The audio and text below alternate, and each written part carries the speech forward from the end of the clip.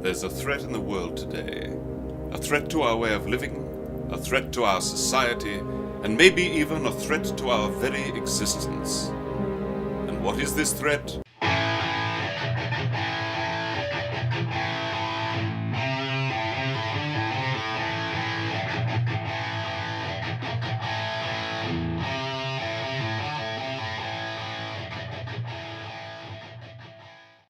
Well, good morning, everybody. And guess what time it is?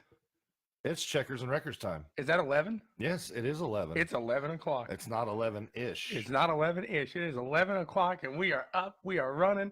I think we have sound. We're not lagging in video.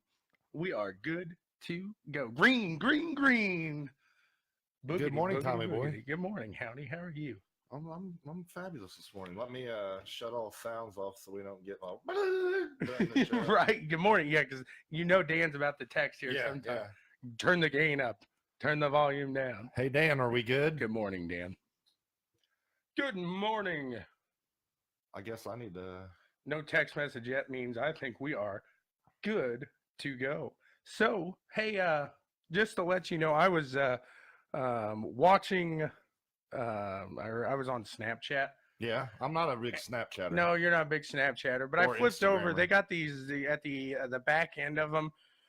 They got these deals that the popular things going on right now. And I saw this one. It was Barstool Sports, but it had nothing to do about sports.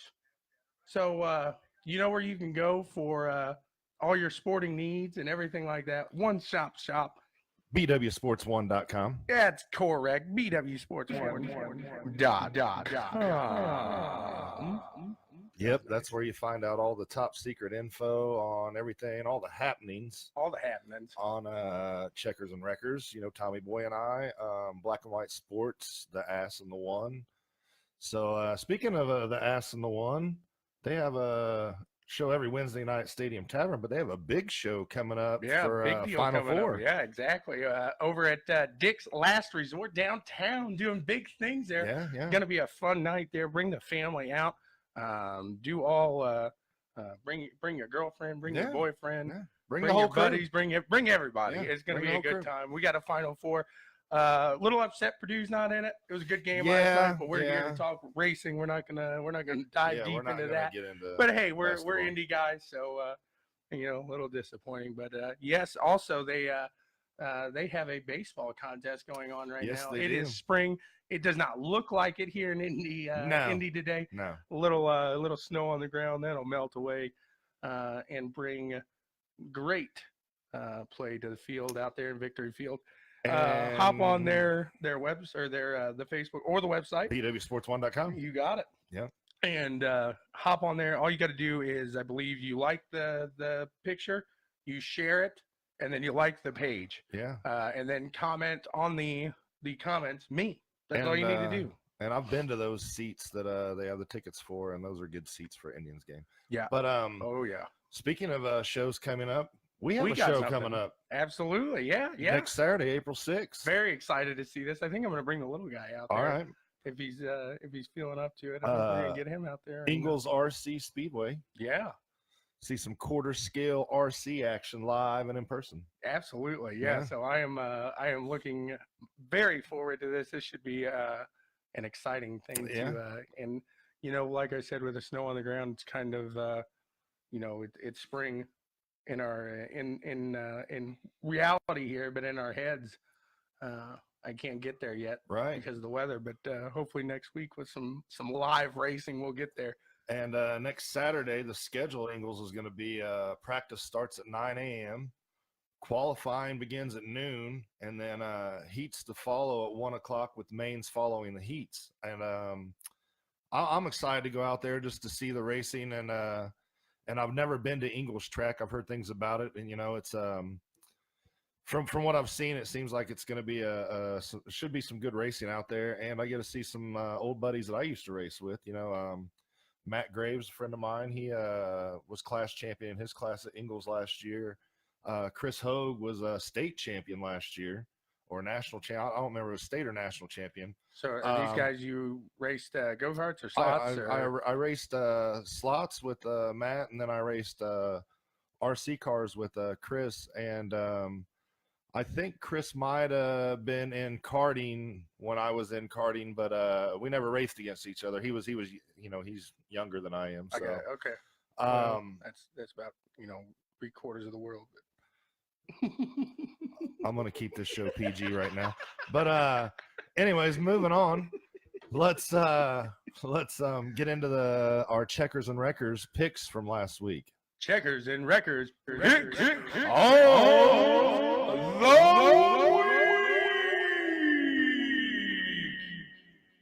I back up far enough? Yeah. Actually, it's picks of last week. Of last week. Is that better? Yeah. All right, Tommy boy, lead them out. What was you working with last week? All righty. Well, I don't think I had a bad week last week here.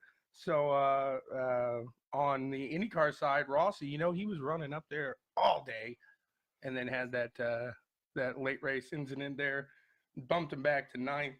I'll take that. I think that's not a bad. I guess not for a checker, but Johnson 24th, so he didn't pull out too much for me. And then that rounds out mine, I guess, on the checkers. Okay, Scott said Chris was national champion last year in the sportsman class. There you go. So that's a pretty big deal right there. Absolutely, yeah. So last week for wreckers, did you do NASCAR and IndyCar? I just did checkers there. That was our checkers. No, I mean your checkers. Did you do NASCAR and IndyCar? Yeah, NASCAR. I was trying to read the comments, so I wasn't paying attention. My bad. For checkers, I had, I went with Felix Rosenquist. I was feeling the rookie, and he just had a bad day. Yeah, and rough day. And Hinch ended up dumping him too, so that just kind of added fuel to the fire. Then NASCAR, I had Mr. Rowdy Bush, Kyle Busch. Rowdy Bush, yeah. Come in third, so it was a strong run for him. Absolutely. And the dude just continues to light the track up. I mean, even though he didn't win, a top 3 finish is still, I mean, if you can finish top 5 and throw some wins in there too, yeah, you're a definite strong contender for the championship. Did you see who won the Xfinity race? Yes, I did. Did you see who won the truck race?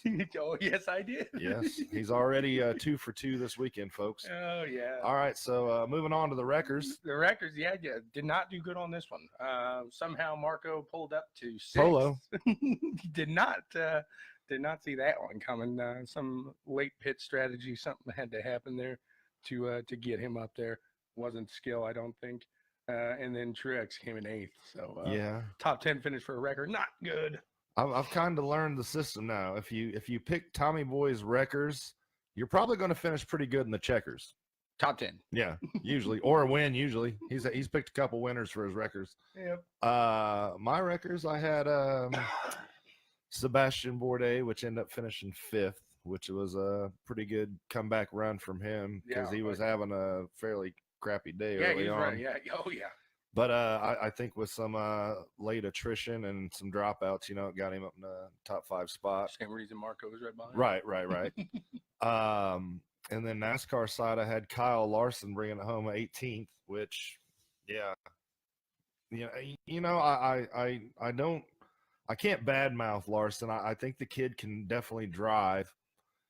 I just don't know what it's going to take for him to get to that level where he's running up front week in, week out. Right. No, he's kind of got that. We give him a hard time, but I think everybody kind of says it too. He's got that Ricky Bobby mentality, if you will. If you ain't first, you're last. Exactly. Yeah. And he will hit the wall trying to. I mean, he's showing it. I mean, he'll go to that turn. He'll bang it off the wall, and he'll know that wall's going to save him. So he's going to throw it a little harder than normal there. So.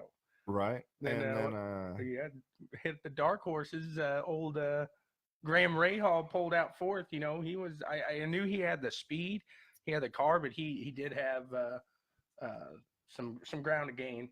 So yeah. And Graham's that driver where if he could qualify top 3, 4, 5,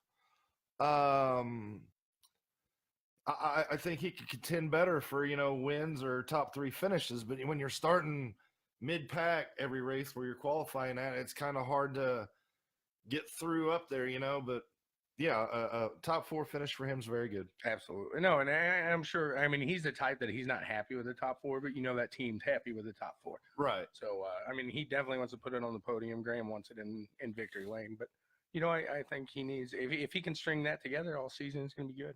And then in NASCAR, Boyer pulled out 7th, so I think he started 11th. So, I mean, he didn't gain too much around. Didn't have the day I was thinking he was going to have, but. Right. I guess still top 10 for the day. Not a bad run.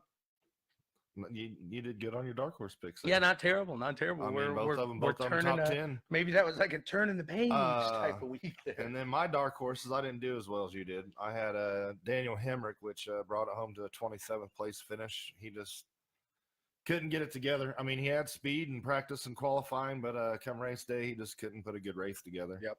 Then in IndyCar, Paddock Ward. I like him. I do like too. him. I do too. And the rookies in Indy are exciting this year. And yeah, we discussed that last show. I mean, I really like this rookie class in IndyCar this year.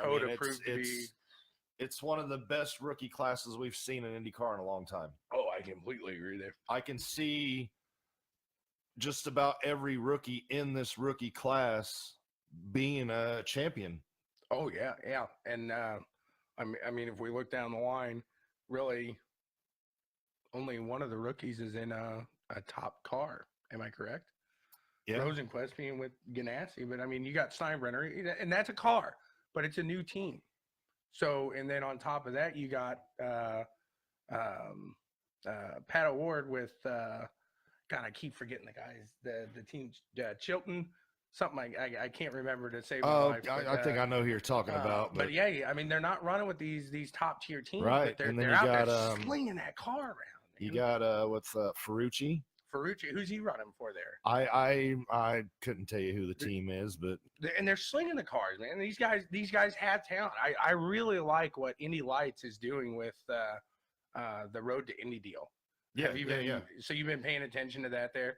That's really exciting, and it's a different car. Obviously, the Indy Lights, it's a completely different car, I think. Well, it's a stepping stone. I mean, exactly, and we're not. That's what I like. What IndyCar does compared to NASCAR is they're stepping stones. To use them as stepping stones. Well, and NASCAR does in a sense too, but I like how IndyCar. If you run the IndyCar series, you don't see these guys going down and running Indy Lights, right? Yeah, Marco's not in. He should be. Right. He's not down there. Yeah, Marco might be a contender in Indy Lights. Might be. That's a stretch. Yeah, I think so. No, but there's some talent in that Indy Lights. I mean, it's exciting. There is. I think we're gonna have some exciting. I got a friend of mine that I used to race slot cars with, Tom Vassy, and he's worked for race crews on several different series. He worked in NHRA on a Top Fuel Dragster team. He worked, I believe he was on Alex Zanardi's team when Zanardi ran for Ganassi, and now he works for I want to say, I could be wrong on this, like Pro Mazda series or Mazda Star series or something like that. It's open wheel. Okay. But yeah, and then they're starting in series like that and working up to Indy Lights and then coming to IndyCar. So I mean, these kids, by the time they get to IndyCar, they got a lot of experience under their belt. I mean, they're not a rookie. Right. No, and I think even the gentleman, I can't remember his name. I'll have to look it back up. We were talking about him last week from F1. That transferred into, I think, Eric something. Yeah. Which they consider him a rookie in IndyCar, which he's not. I mean, no, he's a rookie in IndyCar. I mean, yeah, he's an IndyCar rookie. But I mean, because it is a different car. I mean, absolutely it is. But I think he's throwing it around. And he's been there before, granted. But I think coming from F1 to IndyCar, it's a step down. I mean, clearly, as we showed, you've had right. Dan posted the picture the other day where it was showing times and speeds versus Formula One versus IndyCar at COTA, and I posted a video too. But yeah, there's definitely a speed, horsepower, handling difference between a Formula One car and an IndyCar. Right. So, and I'm excited to see these rookies. These road courses are interesting, but let's see these rookies how they're gonna handle an oval. So, all right, well, we'll dip into a little IndyCar later. Going back to NASCAR though,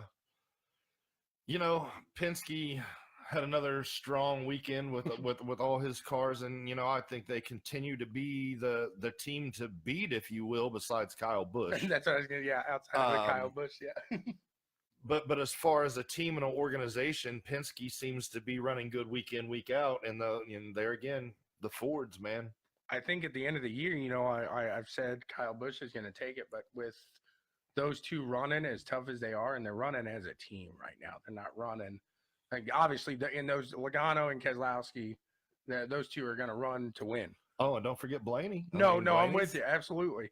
But I mean, we've seen Logano and Keselowski. I mean, they've got the wins this year. Yeah, Keselowski's already on his second win of the season. Exactly, and like I said, they're giving the input. They're working together as a team. They're getting there. And Blaney, I think, with those two, is going to get up there. Yeah, because you see, with Kyle Busch being at Joe Gibbs Racing, you're not seeing as strong as performance out of the rest of the cars in the team. You're seeing Kyle Busch run good, of course, but his teammates Eric Jones. I mean, Martin Truex looking from last year to this year, but we discussed that last week. Last year he was a solo car on that team, so now he's coming to a team and having to share notes and stuff like that. He's not adapted well to it yet. No, and I don't know if he's really a team player, dude.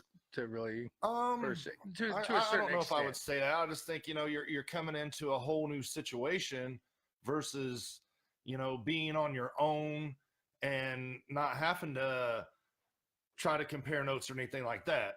So I think Truex and Cole Pearn will get it, but they're having a little struggle right now. Right. Oh yeah, definitely.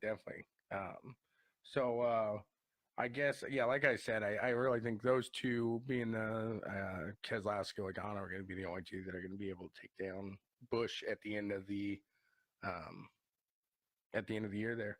Right. But I mean, there's a lot of racing to go there, so it'd be interesting. Now, making a stride forward in NASCAR, how about the Hendrick boys? What do you think? I mean, Jimmy Johnson, I believe he's sitting top today. And then you got Chase finishing second last week. So are they hitting that turning point in the year? Did they find their speed? Are they hitting it, or are we just stringing a couple good weeks together here? I mean, as far as last week, I don't really think you can say last week there was a stronger manufacturer. When I'm like Toyota, Ford, or Chevy, you're on a short track, right? I think as long as the car's handling somewhat good and you have a good driver, that's going to take, a car with less horsepower or whatever and equal it equals the playing field out a little more so on a short track where, this week with Texas being, 1.5 mile, I believe, mile and a half. And it's bad fast, dude. I mean, it's bad fast. Absolutely. So I with the Hendrick boys and the Chevys running good there, maybe they are. Maybe they have found a little something, or massaged on some parts to make them a little bit better, or maybe Johnson and his crew chief are finally starting to communicate a little bit better. Right, because he does have a new guy there. Right. So yeah, they look impressive this weekend. Yep, absolutely. So I'm interested. I've always been a Hendricks guy, so I want to see them get that top tier team again. But I mean, right now they're not even. I mean, top three. I don't think so. No, not right. I wouldn't. And you wouldn't think that you would say that Hendrick's not in a top three team in NASCAR right now, but I wouldn't consider them top three. Speaking of teams and top three teams, I would consider Stewart-Haas one of the top three teams in NASCAR. Absolutely. They just need to string get that win in there. And last weekend, all four of their cars and drivers finished in the top 10, which is pretty impressive. But you have to think, this time last year, Stewart-Haas as a team had 4 wins already. Right, exactly. And this year they have none. And maybe that's a good thing. Maybe they're finding that consistency as a team, and then here towards the end is going to pound it out and get those wins that they were used to getting at the beginning of the year. So maybe they're taking a new turn, I guess, on the Well, I would disagree with that. I don't think they should have to find consistency. They should already have consistency coming from last year and contending for a championship. There shouldn't be that. All right, this is a new year. We need to find consistency. You should continue from what you had going last year. Yeah, but it's a new package. It's a new car. Yes and no. Yes and no. I mean, there has been some changes, but I don't think anything drastic enough to where. I mean, because you take Joe Gibbs and Kyle Busch, and he's still putting it up front. So, he's putting it up front more so than he did last year. So maybe. I mean, Kyle Busch ran up front last year, though, too. Yeah, but I don't know if it was this strong. I mean, this is dominant. I mean, this is New England Patriots dominant right here. This is tough. Yeah, we didn't really need that reference. Well, I mean, but I don't know. It's just what do you do? I mean, it's hard to compete with that guy. Oh no, and I think if Stuart Haas, if they get that one win, that maybe springboards them into the winning, maybe 4 more down the rest of the stretch here. So maybe they just need that one to really get them over that hump there. So it'll be interesting. I think NASCAR is kind of. The teams are making it more interesting now than the racing. If it's the only reason I can really still watch NASCAR week to week is because of the talent on the track. If the guys behind the cars weren't as good as if it was the younger guys out there right now, I don't think I'd be watching it. Like Stuart said, I mean, we talked about it last week. I don't want to go into it too much now, right? But I don't think the younger guys have the talent like they used to. Not all of them. You got some young guys out there, like you got Elliott, like Larson. He's got some potential. You got Di Benedetto. I mean, yeah. I mean, NASCAR is not what it used to be. No, it's not, and it's not gonna get back to there. But speaking of NASCAR not being what it used to be and not getting back to there, what about these schedule changes? Is this? I mean, come on, NASCAR. Are you really trying to shoot yourself in the foot? I mean, they're fishing because that's what I was thinking when they sent out those schedule changes. The thing that crossed my mind is, okay, you try to put together a package to make it more competitive. So now you have to switch up the entire schedule for the most part to try to get entertainment. Because the big one for us, obviously, being an Indy, I don't get it. I honestly don't. What's so big about Indy and the 4th of July? Well, here's my thing on that. I wouldn't even say you're taking a race where Daytona night race every year, 4th of July weekend. Exactly. People scheduled family trips and family vacations around this race. I mean, if you're going and thinking about going on vacation, hey, honey, where do you want to go for vacation this year? Daytona or Indianapolis? To watch a terribly boring race. Do I really need to answer that question for you? I mean, don't get me wrong. I love my home city and my home state, but I mean, I'm going to go Daytona over Indianapolis. I'm sorry. I mean, unless you're running Indy cars out here, but even still, yeah. And like you said, it's to come here for a boring race. I don't care what day you put that race on, that's not going to attract people to come to this race. It's not an exciting race. I'm sorry, it's not. You try to move it to September to get that going. That didn't work for you, obviously, because people are irate because it messed with the Colts.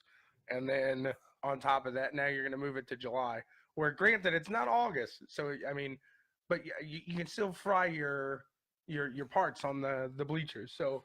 I mean, put some lights up there. Do something. If you want to make it a good race, you either make it a night race. Yeah, I agree. Yeah. Or you put them on the road course at night under the lights, and that would be cool. Or even during the day. I don't know. I'd go see the road course race wide during enough the day. During the. Oh yeah, it is. That'd be. I would think that'd be a very thin road course for the NASCARs to go around. But nah. Hey, I'd be willing to. I mean, let's try something there because. I mean, I liked the Brickyard back when it was. And not just that race. You take Miami Homestead being the last race of the season, and now you're moving that and making Phoenix the last race of the season. So I think there again you're making a mistake. Yeah, that's tradition. I think that you're messing with there. And then as far as the night race at Daytona, now you're making it the last race to get into the chase. Are you kidding me? I mean, are you trying to get equipment tore up or somebody hurt? Right. Or because, I mean, you're going to get a guy out there that, you know, needs to finish in this position and get this many points to make it into the chase. And he's going to fly up. He's going to do whatever he can. Marco Polo. Exactly. But yeah, he's going to, and it's, and restrictor plate racing is already a accident waiting to happen. Right. So Kevin Sorgan says hashtag night race. I agree. Yes, I think that would definitely. What's up, Kevin? But I don't think Indianapolis What is up, Mike would ever Hanowski? too many houses around the track to run at night, I guess. Well, you know, here's my thing on that. They always want to talk about, well, the houses around track. Don't buy a You house knew next there to was the a track there when you moved into the house. I mean, I'm sure that track was there before most of those houses were. I completely agree with you there. So you know what? Suck it up for one weekend out of the year, or rent your house out and go out of town, or just go out of town or something. Right. Yeah, plan accordingly, please. Because there's people that live around racetracks all over the country, and they race at night, and they're fine with it. Charge for parking because it's going to be crowded if you do it at night. So make some money. You know? Right. Make it positive out of it. So I agree with that. No, definitely do a night race. But you know, with that being said, hey, IndyCar, this is what they're doing to NASCAR right now. Absolutely. Because all you're doing is helping IndyCar get back to the premier racing series in the United States. Absolutely. And I enjoy that. Oh, I completely agree with you there. Absolutely. 100%. So with NASCAR and the rookie class that IndyCar has this year, the momentum's really going to start going. Oh yeah. I mean, it's already going, but I think it's going to, you know, just help the ball roll even farther. I'm starting to get more into F1 than NASCAR lately. So right. Talk about a 4th of July buzzkill, he says. Yeah. That's good. Yeah. That's exactly right. That pretty much sums the whole thing up right there. I mean, when I seen that, and I was like, really? I mean, what in your mind are you guys thinking? You're going to take, because, and here again too, looking from this standpoint, the Daytona night race 4th of July weekend, I don't know if it sells out, but I'm sure it's probably close to selling out if it doesn't. Oh yeah. Versus let's go to the Brickyard that you people give tickets away. Nah, I'm good. I don't want to go. Every time I've gone to the Brickyard in the past, well, I'm going to say 7 years, I have been able to lounge, and I'm saying lounge out, legs, arms, everything, and nobody is around me. Right. I mean, the closest people around you are the people you come with, and you're sitting arm's lengths away. You're tossing stuff to each other. Yeah, it's so I don't enjoy going. I mean, the only part of the Brickyard race that I enjoy is being with my buddies and stuff. But besides that, the racing's not good. Nope. I mean, it's like I said, it's a boring race. The first turn's fun, like the first turn of the race. But there's all the action. Then it's gonna spread out, and it's gonna be a follow the leader the rest of the way. So that pretty much. Before we do wrap up NASCAR, do you think Kyle Busch pulls off the triple again today? He's not in one of my picks, but yeah, I think he does. I mean, it's hard to go against the guy. Exactly. You know, and he's so adamant about doing these triples like this, and when he wins 2, he's so pissed off when he doesn't get that third one that I really like. He's dying to get it. He's a racer and he wants to win. Exactly. He's gonna dump somebody to do it. I mean, he would. Yes. That last lap comes around, he's in second. I would not want to be in front. I mean, of him. if it's straight obvious where he just runs up and busts a guy, and I don't think that's going to happen. No. But if they're racing door to door, he's going to. Yeah, I can see him squeezing them. Oh, absolutely. But I wouldn't want to be in that position if I was. I'd rather be behind them going into that than in front of them. But. Right.